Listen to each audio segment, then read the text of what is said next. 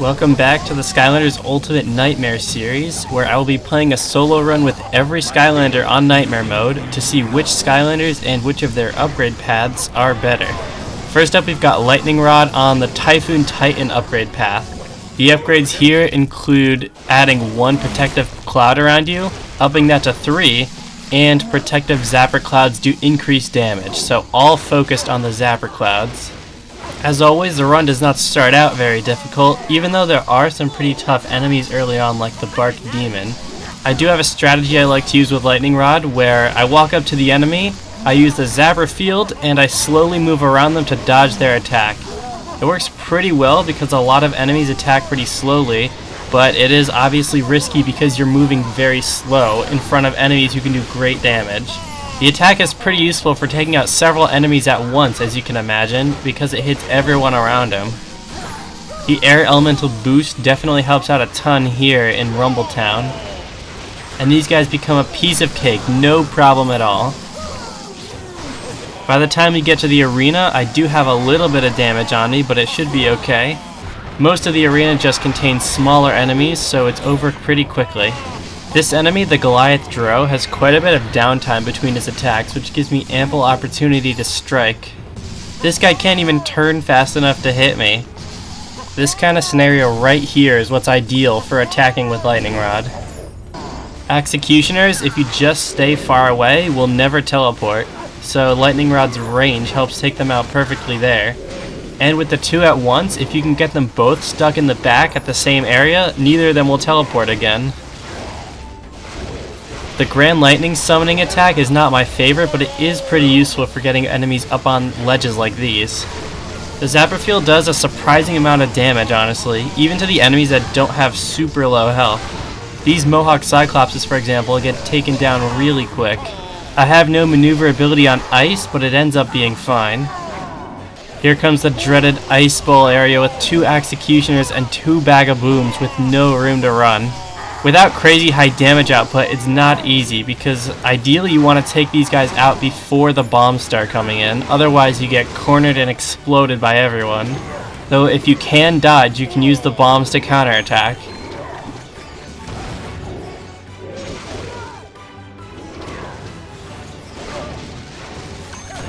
I get dangerously low on health here, but I end up making it out alive. Only one more difficult section of this level, and it is pretty difficult.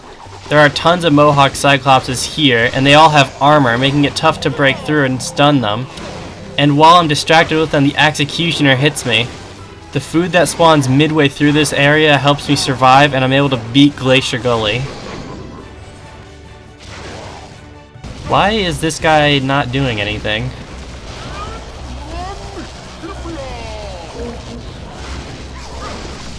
No, the bomb got stuck. I gotta get away. I'll try to do some damage before the next bomb comes out, and I'll use that one. That one's stuck too, no! Up on the left control platform right at the end of the level, I take a really bad hit to the Bark Demon that was pretty avoidable. And so was that. I got greedy and tried to pick up the bomb, but it was not quick enough. Now time for the Lord of the Lightning himself. His upgrade path includes the Grand Lightning attack being able to be summoned much faster, it deals more damage, and it deals more damage. Like I said earlier, this isn't my favorite attack, but it is extremely powerful. The Lightning Rod on the other path is lacking in damage a little bit, and of course you can always use the lightning to hit guys on the ledges. Despite not having the upgrades, the Zapper Field still does the same amount of damage on either path. It's just the protective clouds that you don't have. Striking enemies from this far away before I even have to contact them is really good though, I must admit. The dangers of the Zapper Field. I could not avoid all these enemies at once, and they trapped me. Well, I really trapped myself, but I'm gonna blame them. The Grand Lightning also has this problem that I didn't foresee. It's so big it's blocking the enemies and I can't see them. By the time we get to the arena, I am a little low on health. I've been taking damage a lot with this attack path because every time I use the Grand Lightning, I of course stand still, meaning it's harder to dodge. If I were a little better at this game, or at Lightning Rod in particular, I would know exactly when I need to stop attacking to start running, but currently I don't know that, so Lightning Rod is suffering for it. In Chapter 4, a very unfortunate event happens where the Drow Archer knocks me back into the Goliath Drow's attack and I take massive damage. It's also not easy to heal on Nightmare mode because food gives you such little health. A huge damage output is great and all, but when you're not able to use it that often because you have to dodge, it's a little tricky, which is why I prefer the other upgrade path. Towards the end of the level, I'm struggling to take these guys down quick enough, because again, I can't dodge while using the secondary attack.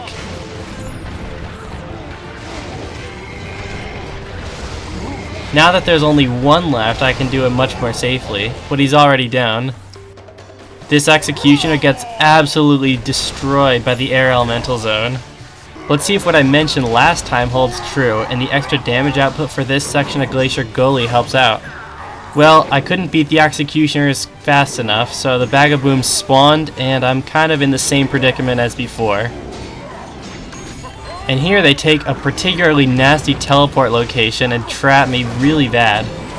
But 81 health is enough to survive, so we can keep going.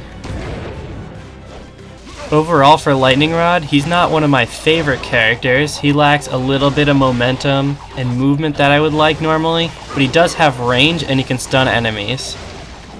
Between the two upgrade paths, I really like the Zapper Field more because I can use that attack while running. I don't even have to press the attack button, in fact, I can just focus on running away. And here, for my best damage output, I have to stand still in front of enemies who are going to deal hundreds of damage to me at once.